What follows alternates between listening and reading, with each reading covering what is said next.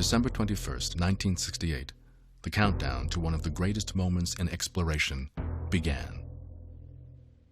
The first manned lunar flight, Apollo 8, was scheduled to fly 230,000 miles out into space, orbit the moon 10 times, and return home. For the first time in history, humans were poised to head away from Earth and venture out to another world. It took a lot of guts, it took a lot of nerve to do Apollo 8. It really was a gutsy mission. The biggest thing about Apollo 8 that I was impressed with was that the country let us do it. It showed the real capability of this country, the real willingness of this country to do things which were forward-reaching and took some nerve to do. We knew that the Russians were hell-bent to do the same thing, and by golly, we were going to get there first. But I really didn't think they'd get them back. I just didn't see how they could. Everything was for the first time, everything. While everyone knew the stakes were high, few realized the full level of risk NASA was assuming on Apollo 8. Even its flight operations director privately set the chance of a safe return at just 50%. Across the country, Americans watched in awe as Apollo 8 set out on man's first journey to the moon. It was all there in our emotions as they took off. It was a combination of concern for their safety and knowing that this was this great pioneering venture. Roll a pitch program. Roger. Mark, Bird 1 Charlie, Apollo 8. It was an event beyond all other events.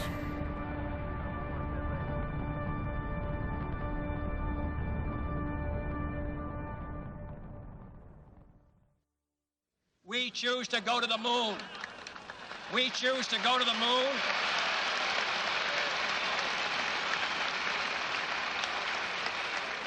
We choose to go to the moon in this decade and do the other things, not because they are easy, but because they are hard.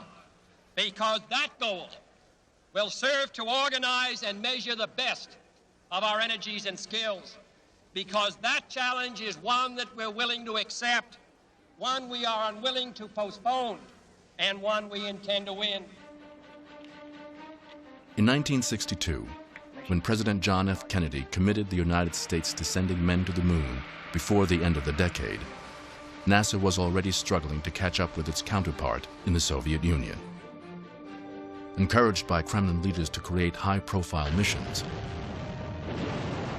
the Soviets had awed the world time and again with their achievements in space. The first satellite, the first man in orbit, the first long-duration flight, the first dual capsule flights, the first woman in space, the first spacewalk. In the eyes of the world, for the mid-1960s, the Soviets were the leaders in space exploration. NASA wanted to beat the Russians. That's what this program was about, to show the world that the American system and the American way of doing things could do great things, and that was as much a public relations goal as an engineering goal. To move ahead of the Russians and land a man on the moon, NASA launched the ambitious Apollo program. But by 1968, after a series of technical setbacks, the program had slipped far behind schedule.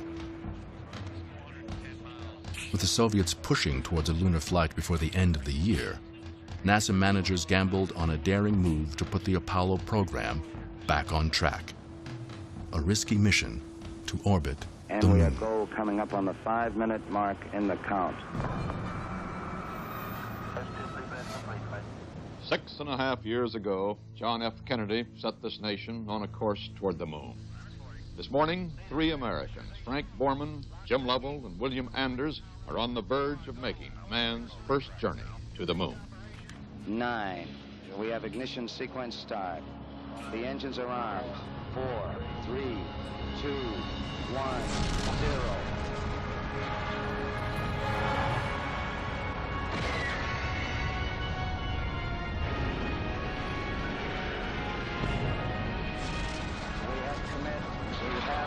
We have liftoff. Liftoff at 7:51. This building is shaking under us. Our camera platform is shaking. But what a beautiful flight. Man, perhaps on the way to the moon. Booster flight out here for staging. We'll go, flight. Apollo 8 Houston, you are a go for staging, over. The crew's been given a go for staging. And there is the staging. S1C, the first stage cut off. These three brave men are the Columbuses of space, wrote the New York Times. The first of the human species to embark upon the exploration of our solar system. Flight Fido, no, altitude coming up now. Looking real good. 8 minutes into the flight, Apollo 8 was traveling at a speed of 17,000 miles an hour. All systems are go. And soon they were orbiting 115 miles above the How you Earth. doing, Fido? We're go, flight. Altitude is nominal at this time. Roger. The Apollo 8 crew, all former fighter pilots, was commanded by Air Force Colonel Frank Borman. A hard-nosed West Point graduate, Borman viewed his mission as a key battle in the Cold War. He was so focused on getting his crew home safely that he had fought to eliminate any risk he could, even arguing unsuccessfully against bringing a TV camera on board. Flying his first space mission, Bill Anders was a meticulous engineer who had trained as a lunar landing module pilot. But on Apollo 8, his main job would be surveying the lunar landscape for future landing sites, while taking the first up-close photographs of the moon. Cast from a different mold than his crewmates, James Lovell Jr. was Apollo 8's command module pilot and navigator. Unusually easygoing in the precision-minded world of Apollo, Lovell's job would be to confirm the capsule's navigation and fire the rockets during all critical maneuvers. As Apollo 8 prepared to leave Earth orbit, Lovell had already spent more time in space than any other human being. Houston, Apollo 8, how do you read on the high gain? No, reading you loud and clear, Bill. How me? 2 hours and 45 minutes into the flight, the crew prepared to fire their rocket again for trans-lunar injection, TLI, the step that would catapult them out of Earth orbit and on their way 230,000 miles to the moon. Apollo 8 Houston. Go ahead, Houston. Apollo 8, you are a go for TLI, over. Roger, understand. We're a go for TLI. Since 1961, when the Soviet Union flew the first manned flight, 34 Soviets and Americans had orbited the Earth, but no one had ever headed straight out. The farthest that any astronauts had ever gone from the surface of the Earth was 850 miles on one of the Gemini flights. That is about like looking at a peach and skimming the fuzz on the surface of a peach. We're talking about a much bigger step. Apollo 8, you're looking good. Roger. The engine on the third stage lights up, and they can feel themselves accelerating out of Earth orbit. And within minutes, they are farther from the Earth than anybody has ever been before, and they're going farther, and they're going faster. And on the computer readout, you can see the velocity galloping upwards. Flight Fido, no, altitude coming up now. Looking real good. Flight Booster, we have static data. They're getting up to 25,000 miles an hour, which is what it takes to get you out of the Earth's gravitational well and onto a path for the moon. Apollo 8 Houston, trajectory and guidance look good, over. We're predicting cutoff 2:55:58, and it looks exactly nominal here. Roger, Apollo 8, good here. As Apollo 8 embarked upon their 6-day mission, they left behind a deeply troubled planet.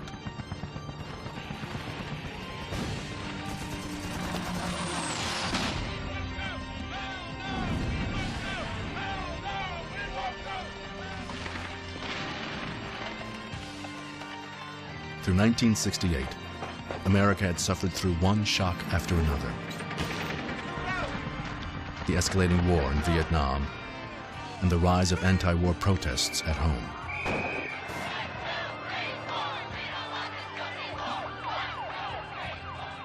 The assassinations of civil rights leader Martin Luther King Jr. and presidential candidate Robert F. Kennedy. Race riots in the cities, and chaos at the Democratic National Convention. As troubles mounted in the outside world, NASA had been struggling for nearly 2 years with its own problems.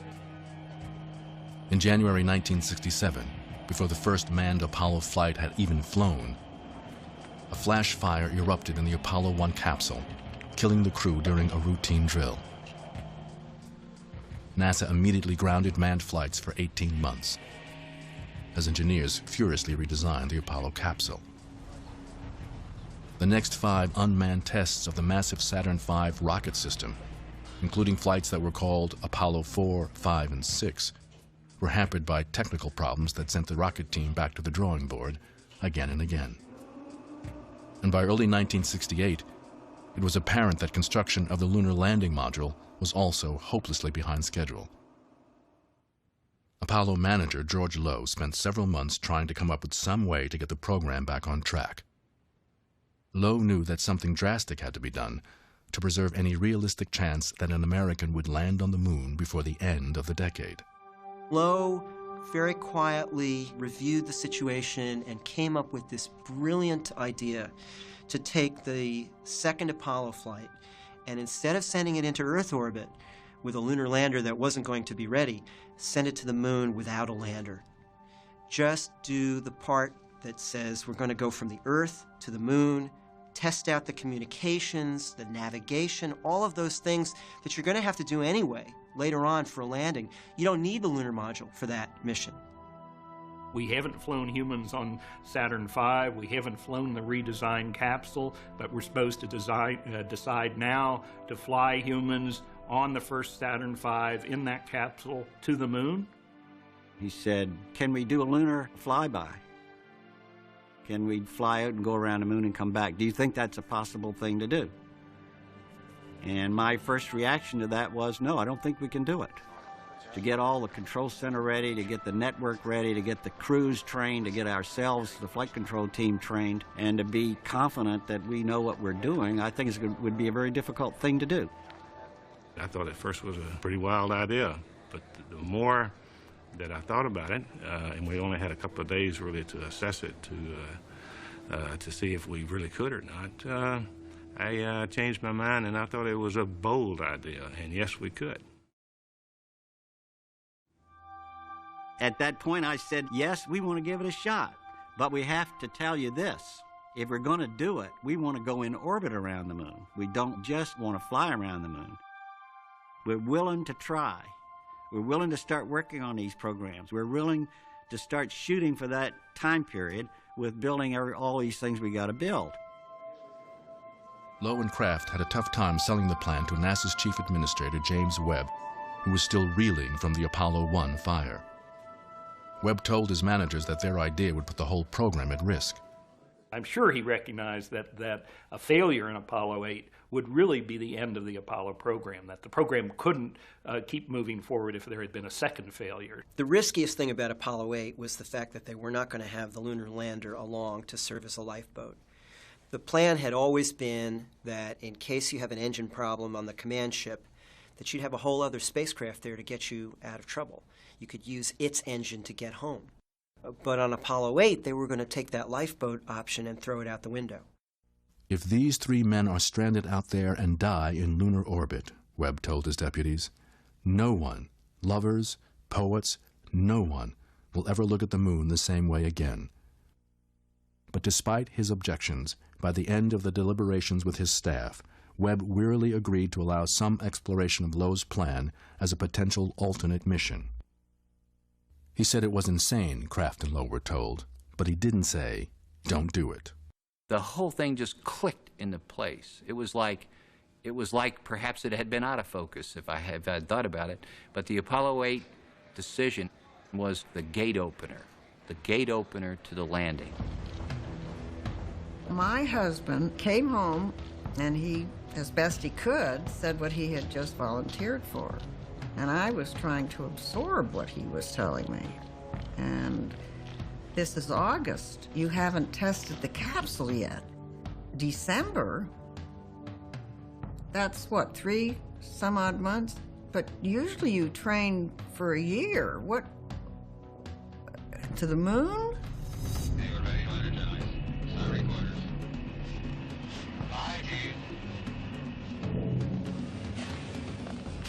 For 4 months, the flight crew of Apollo 8 and their ground crew trained relentlessly, working with a whole new mission plan and pushing to develop all the technical skills required by the new flight. It compressed everything that we were doing. It compressed building the software and the computers to go to the moon. It compressed measuring the instrumentation we had to look at the spacecraft when we were going to the moon. And we convinced ourselves, okay, we're now ready to go. We think we can do the flight control. We think we can do the computers. We're satisfied the spacecraft's going to work. So let's get ready and go. While NASA pushed to get ready for Apollo 8, the Soviets were busy preparing for their own lunar mission. In mid-September, they sent a capsule looping around the moon, carrying turtles, mealworms, and a life-sized mannequin. Then in mid-November, Zond 6 carried another payload around the moon. Knowing that the Russians had a brief window to launch a lunar flight in early December, Americans sensed that the race to the moon was coming down to the wire. NASA's worst fears were realized when the CIA sent word in late November that a Soviet rocket capable of carrying 2 men was moving into launch position. Just a month before Apollo 8, it looked like the Soviets would outmaneuver the Americans once again. People in our country were convinced that we would be the first to land on the moon because they were used to the fact that we were always the first. The first, the first. What no one outside the Soviet leadership knew was that both unmanned Zond flights in the fall had problems during re-entry that would have killed a cosmonaut. In the upper reaches of the Soviet government, a heated debate was underway over whether or not to risk sending men on a December flight to the moon. We could have done it 6 months earlier. 2 of the crews had passed all the tests and trials. Certainly it was only the indecisiveness of our chief designer at the time, Vasily Pavlovich Mishin, that caused us to fall behind in this program. As NASA managers held their breath, the window for a Soviet launch came and went.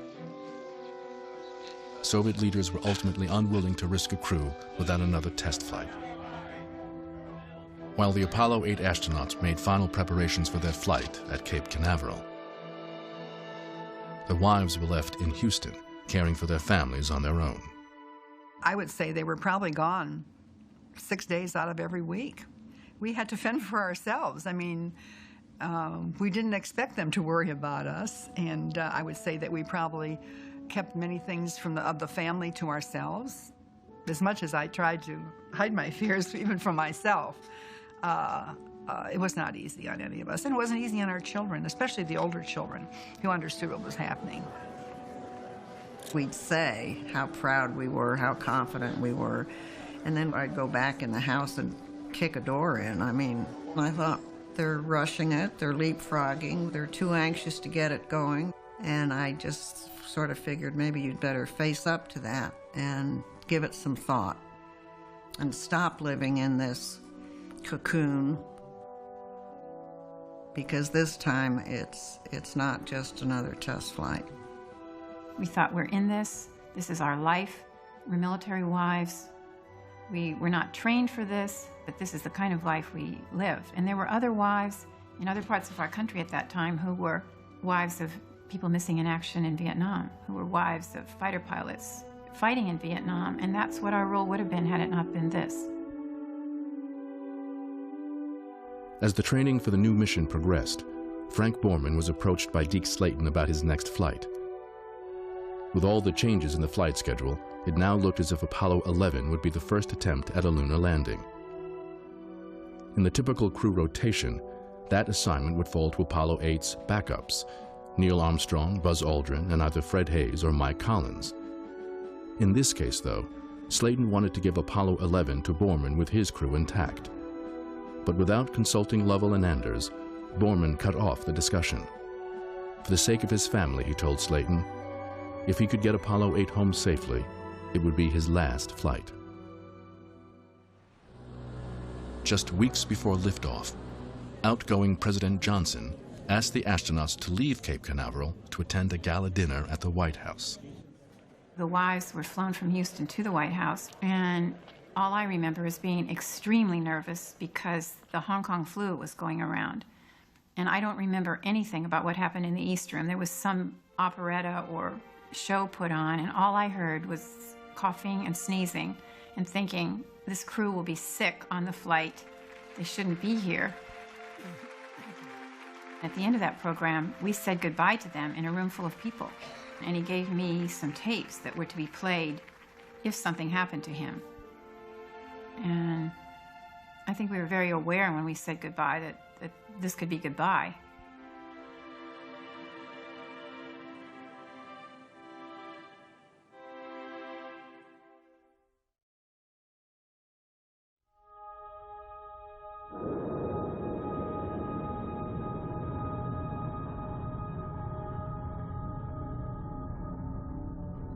Shortly after breaking out of Earth orbit on December 21st, the Apollo 8 crew jettisoned their last booster rocket and watched in awe as the Earth receded in the capsule window. I can see most of South America, all the way up through Central America, the Yucatan, and the peninsula of Florida. There is a big swirling motion just off the east coast. And then going over towards the east, I can still see West Africa. Good grief, it must be quite a view. Yeah, tell the people in Tierra del Fuego to put on their raincoats. Look like a storm is out there. So much rested, the hopes of America and the hopes of the world, perhaps, rested on the success of that mission. This was man escaping his environment, really, out to the very moon itself, knowing that the moon would never look the same again. That once man had been there, and we'd known they'd been there and returned safely. Everything was there, and it all was rested in that spaceship. 11 hours into the flight, with another 2.5 days to go before they reached the moon, Frank Borman was the first scheduled for sleep. But before he turned in, the crew had one crucial maneuver to perform, a short test of the only remaining engine, the Service Propulsion System, or SPS. At the moon, it would have to slow the command module enough to allow it to drop into lunar orbit. After orbiting the moon 10 times, the SPS would have to burn again to send the crew home. 2, 1, mark. Houston, Apollo 8. Go ahead. Roger, the burn time was... Initial readings showed that the SPS test looked good. For a couple of restless hours, Borman tossed and turned in a hammock below the seats, struggling with nausea. Then, after taking a sleeping pill, he became seriously ill with both vomiting and diarrhea. When doctors in Mission Control learned of Borman's condition, they immediately suspected a virus in the capsule. The doctors alerted the Apollo directors, and they slipped out of Mission Control for a private conference about whether to abort the mission. While they were absent, Mission Control was jolted by more bad news. Closer analysis of the SPS test showed a slight malfunction. We fired this engine, which was a confidence burn. It was intended to give us confidence that this engine, which we were counting on at the moon, was going to be all right. Lo and behold, the engine didn't behave properly. So we were sitting here looking at that, stuck with, oh my God, is this engine not working right? Does this mean we cannot go all the way to the moon and put the vehicle in orbit? Do we have to turn around and come back?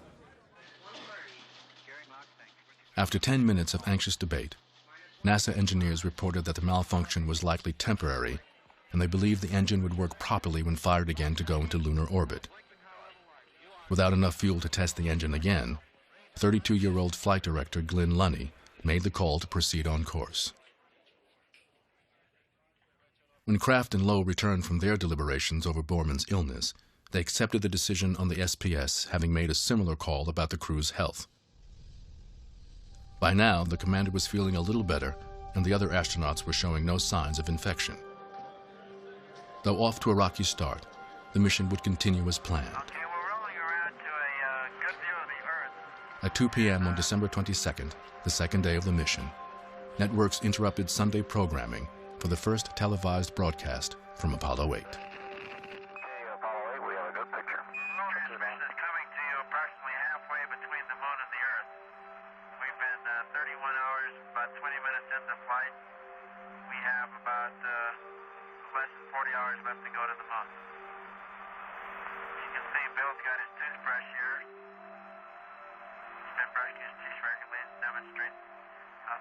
The broadcast was supposed to provide an unprecedented view of the entire Earth, but lens problems made that impossible.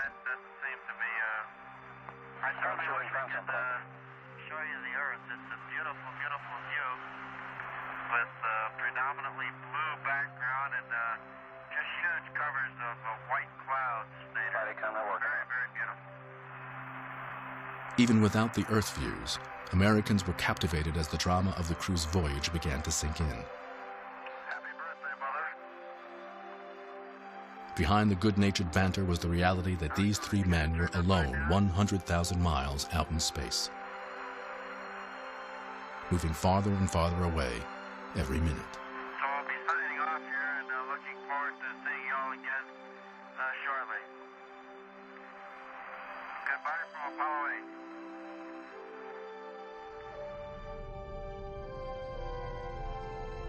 8. At 2:30 in the afternoon, Houston time, on December 23rd, the third day of the mission, the crew of Apollo 8 crossed the gravitational divide.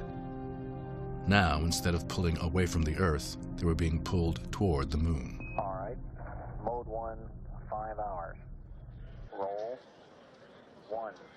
Roger. The new attitude for the mode 1, 5 hour and mode 15 minutes are... 12 and a half hours later, tension filled the air as the astronauts prepared to fire the SPS engine. If all went well, it would slow the capsule just enough to safely enter lunar orbit. The crucial maneuver would take place on the far side of the Moon, out of radio contact with the Earth. 50 seconds away from time of LOS now. Our distance away from the Moon, 460 nautical miles. The Moon is moving along in its orbit at thousands of miles an hour. It's 2,100 miles across. You're trying to zip ahead of the leading edge of the Moon, whip around the back side, fire your engine, and go into orbit just 69 miles above the surface. You know, 69 miles out of 230,000 miles doesn't leave you a lot of room for error. 1 minute to LOS, all systems go. The backup crews and nearly every flight controller gathered in the control room. Current altitude away from the Moon, 377 nautical miles. At 3:59 a.m. Houston time, the spacecraft curved behind the Moon. And then we had lost the signal as it went around behind the Moon. And it was rather depressing all of a sudden. It was a letdown, like, well, you know, what's going on? We don't know. We can't talk to him. And the first thing that I heard was from Glenn Lundy, who said, this is probably a good time for everybody to take a break. And I thought, that's the dumbest thing I've ever heard. How can we take a break when the spacecraft and the guys are around on the dark side of the Moon? And you say, well, there's not much we can do to help them now. And we have a few minutes here, so it's a good time to take a break. If the burn went well, Apollo 8 would reappear in 36 minutes. If the SPS malfunctioned, the capsule could be sent hurtling into deep space or crashing to the lunar surface. These things seem to happen at night, always the middle of the night, Houston time. Wives had brought food over and we had, you know, tea and coffee, and we were sitting around with the squawk box waiting for this thing to occur. My children were all upstairs asleep. I knew I had the full responsibility of them, and so I did worry, but I tried to not think beyond that because it was such a huge step for the U.S., for the world, for mankind. It really was. 10 minutes after losing communication with Earth, Jim Lovell fired the SPS engine. With the command module traveling backwards, the SPS burned for 4 minutes to slow the capsule into lunar orbit roughly 70 miles above the Moon's surface. In mission control, everyone tried to remain calm as they watched the minutes tick away. Not established contact with the spacecraft this time. As they were coming around behind the moon, I had set up 2 countdown clocks, one if the burn was not successful and one if it was. Apollo 8, Houston. Apollo 8, Houston. Houston, Apollo 8, over. Hello, Apollo 8. Well, we've got it. Apollo 8 now in lunar orbit. There's a chair in this room. This is Apollo Control. Houston, switching now to the voice of Jim Lovell. And then, when we heard from the crew, within a second of the time that we expected to for a nominal burn, it was one of the happiest moments of my life. We've been working for 6 or 7 years to accomplish this, and there we were. We were in lunar orbit. Apollo 8, Houston, roger. The burn on time. Burn time 4:06.5. ZGX is The SPS had fired perfectly. It was 4 a.m. on December 24th, 1968, and for the first time, human eyes looked down on the far side of the moon.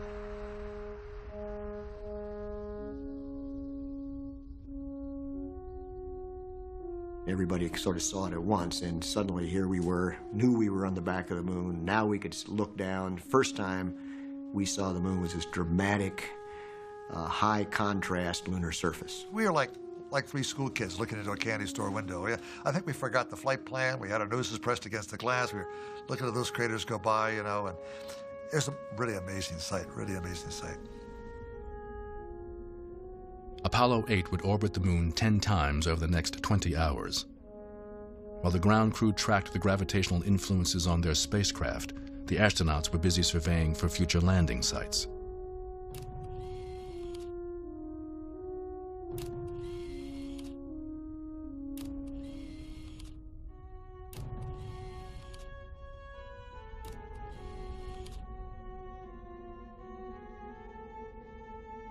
But then their focus changed. After traveling nearly 250,000 miles to explore the moon, the astronauts unexpectedly found themselves gazing back at the Earth, captivated by their own home planet. The moon was a terribly distraught landscape.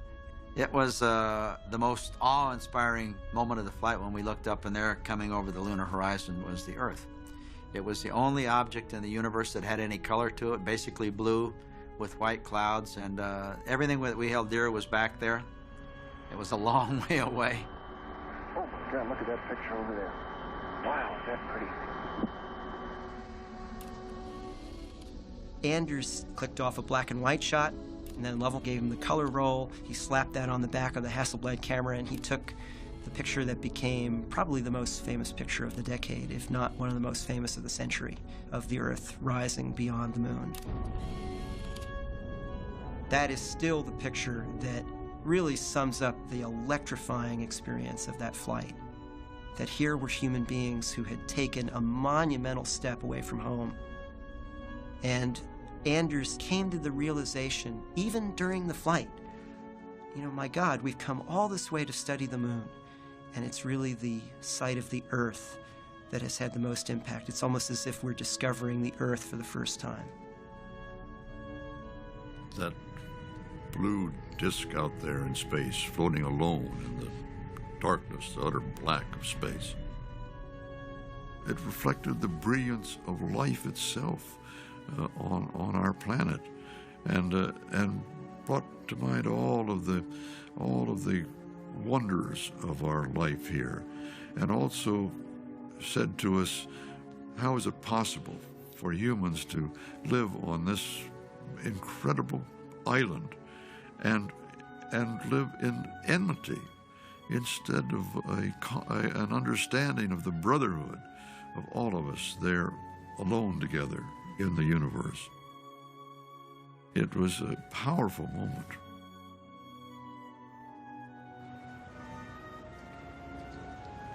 As the Apollo 8 crew looked homeward, around the world, millions of people were united by the same impulse, stopping for a few moments to stare skyward at the distant moon. It was Christmas Eve. I got in the car and I was driving home, and there was the moon. It was just absolutely beautiful. I looked at it and, oh my Lord, they're there. I mean, it was, you know, to look up at the moon and say, my husband is going around that moon at this moment.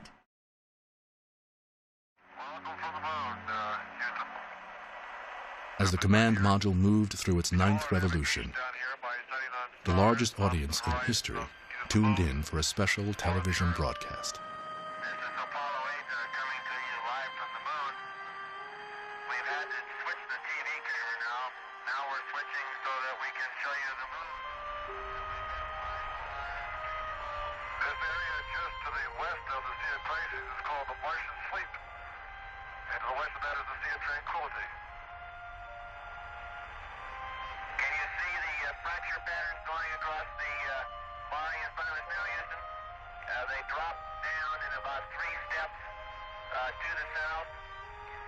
For 20 minutes, the astronauts cataloged the mountains and craters they were passing over.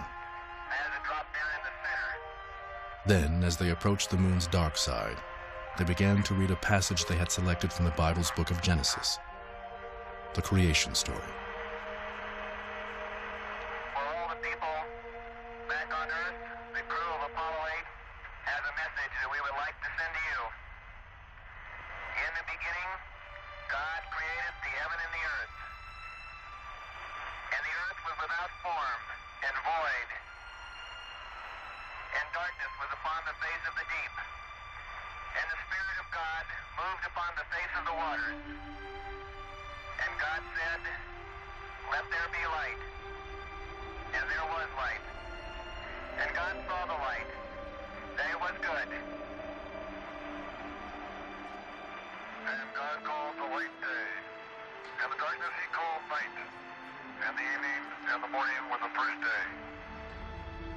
The thing about Apollo that sets it apart from every other event in the history of exploration is that human beings could share in the event as it was happening. We felt the awe and the wonder that these three men were experiencing so far from their home planet. Look at the step we were taking. And in that moment, they were touching base with the most fundamental narrative we have, the creation story. And God called the dry land earth, and the gathering together of the waters called he seas. And God saw that it was good. I've never seen this place so quiet. It was a big hush in here, and tears in a lot of eyes. It was just the perfect thing to do at the perfect time. And from the crew of Apollo 8, we close with good night, good luck, a Merry Christmas, and God bless all of you on the good earth. Well, quite a finish for this last transmission from the moon, Apollo 8. From their television cameras there, 230,000 miles from Earth, some 70 miles above the surface of the moon.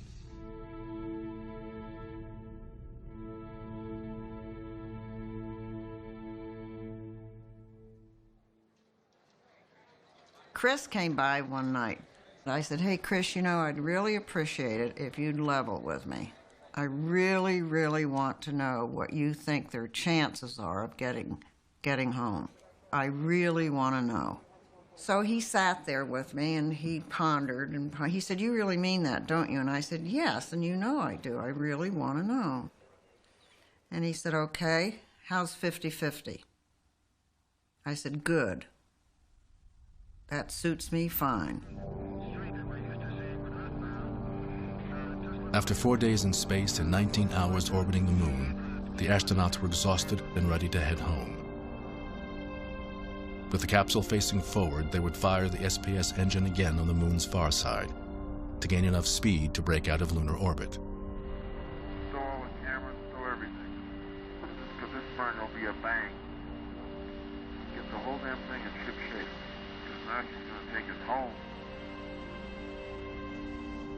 And we're just minutes now from the most critical maneuver that Frank Borman, Jim Lovell, and Bill Anders have yet to perform on this historic flight of Apollo 8. This was it. This was the one that had to go. Firing their SPS. This had to work, or we'd lost those astronauts and the Apollo 8 mission. We knew that they had to get this burn to get out of orbit, otherwise they'd still be there. So it was tense, and it was one of the more critical steps, and we knew the consequences.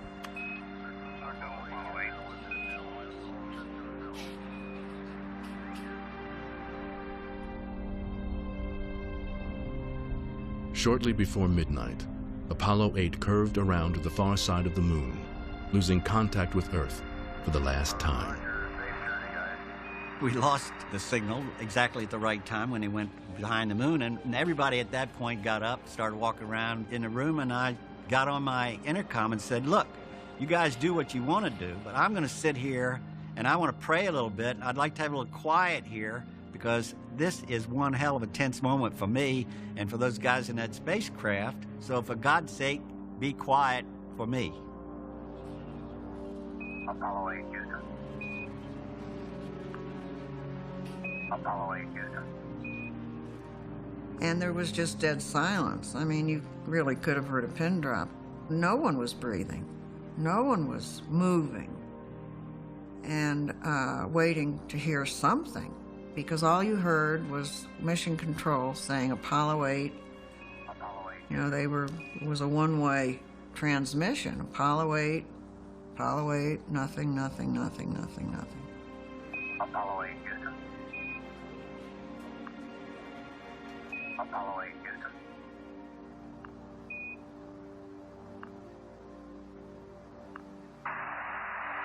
Houston, Apollo 8, over. Hello, Apollo 8. Loud clear. Roger. Please be informed there is a Santa Claus. And then Jim, bless his heart, please be advised there is a Santa Claus. No, it worked.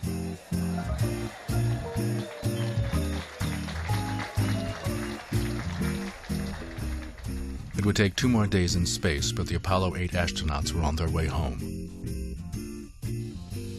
Relaxed and confident, they began to enjoy the ride, opening a few Christmas presents and catching up on much-needed sleep. It was Christmas Day, and one of the things we had Christmas dinner. We had that wet-packed meal of turkey and gravy that Frank didn't want to have on it originally, but now he thought that was a pretty good idea, and we all had a turkey dinner. Deke Slayton had secretly put in one of the compartments where we had our food 3 little bottles of brandy. They were the airplane type brandies, you know, the little tin, I guess, brandy. And as a welcome back, of course, you know, Frank wasn't about to let us drink it. I think when you go out on the edge, like we did, sometimes the rewards are things that you never even anticipate. This was the one time when I saw that everybody in the world seemed to admire what we had done and that it was for a peaceful purpose. It was a Cold War act, but it wasn't an aggressive act.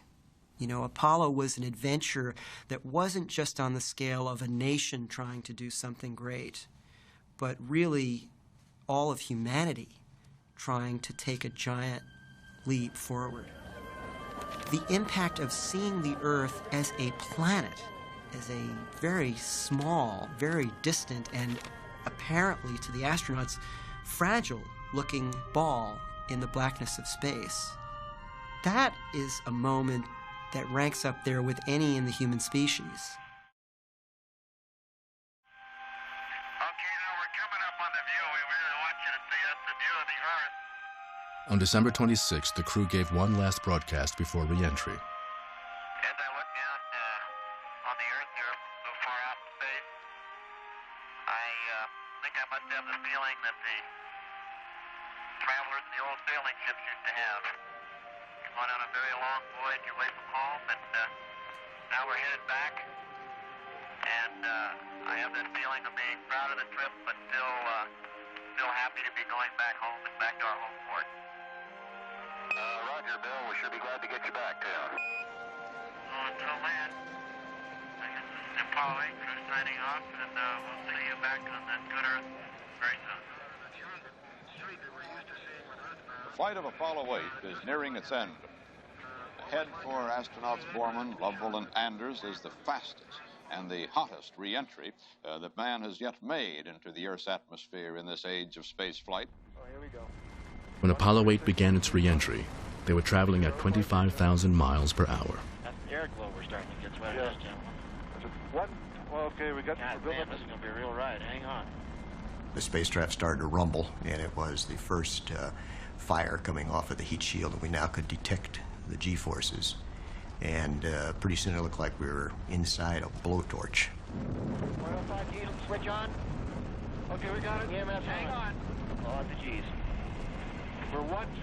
In the command module, after a week of weightlessness, the astronauts could feel the gravitational forces building. Oh, okay. 5. We would dig into the atmosphere 6. until it sustained the maximum amount of G's and thermal load that the spacecraft was designed to take. Then we start out again. Then we'd roll over 180 degrees and start back down. In the Pacific Ocean, 900 miles southwest of Hawaii, the crew of the USS Yorktown prepared for the recovery. Ken Mattingly just put in a call and just frankly labeled it a radio check. He's gotten no responses yet.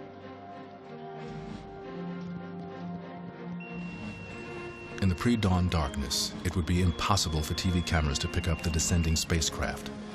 But TV correspondents were there reporting to an anxious public. In Mission Control, the flight team watched silently as they waited for word that the chutes had opened. In their homes nearby, the astronauts' families also waited. Apollo 8, Houston.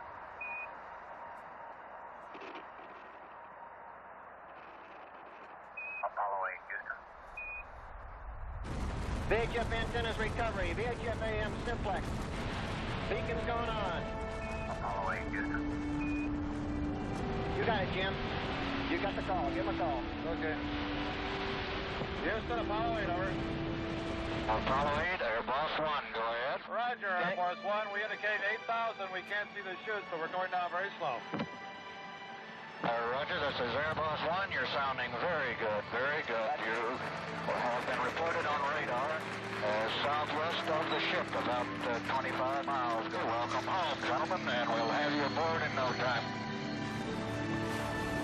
At 4:51 a.m. local time, Apollo 8 splashed down in the dark Pacific. I can remember hanging from my straps with all the trash that had been collected on the floor, thinking, you know, here we are, heroic lunar explorers, you know, hanging upside down in the ocean with all this dirt falling in our faces. It was wonderful. I mean, I was sick as a dog from seasick, but we were lying there reflecting on the fact that everything had worked and we'd done our job well. It was great.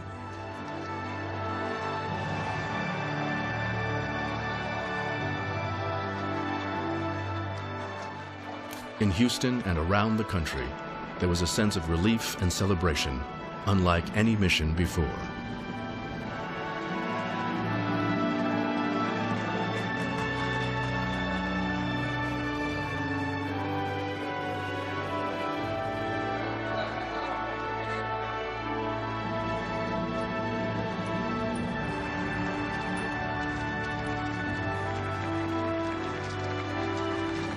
Just to see them being taken out of the space capsule onto the ship, it was wonderful. I mean, I still remember how exciting it was to see these men, knowing where they've been and what they've done, and how the country reacted.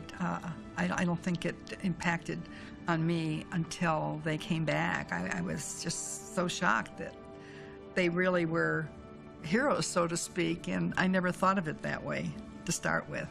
But they really were. Frank Borman, Jim Lovell, and Bill Anders were hailed throughout the world for their heroic feat. They were given ticker tape parades in New York, Houston, and Chicago. Named Men of the Year by Time magazine,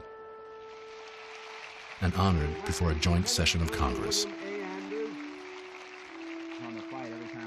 Even the Russian state newspaper published an editorial praising their infinite human courage and daring.